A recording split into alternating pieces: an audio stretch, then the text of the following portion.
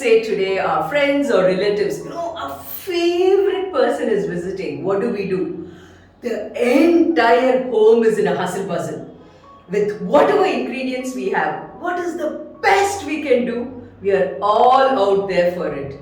At the same time, let's say one annoying relative is visiting.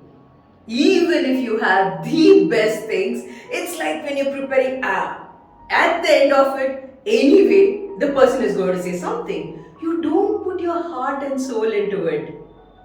So, what is the magic or the key emotion here? It's your mindset. When you love a person or when you don't love a person, every single action what you do revolves around that. But just imagine, right from the time we are born till we die, the one thing which is a constant in our life is our body. If you're not going to learn to love yourself, if you're not going to learn to accept how you are, how can you bring about positive changes? Just see the difference. There are some clients who, when they visit us, tell me, ma'am, I'm so upset I put on weight, I don't even feel like looking into the mirror. Isn't this a very wrong notion?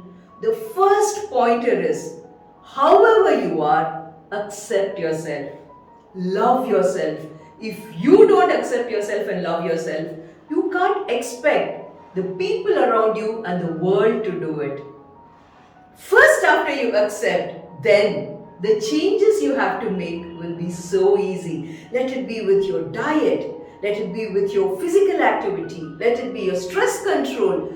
Everything falls in place when you have that feeling of gratitude for your body, for taking care of yourself and treating it with love and respect. So, in this program, this Sunday, one step a week, we are going to give ourselves the utmost love. That's the only way to live. At the end of it, one life, love yourself, live it to the fullest.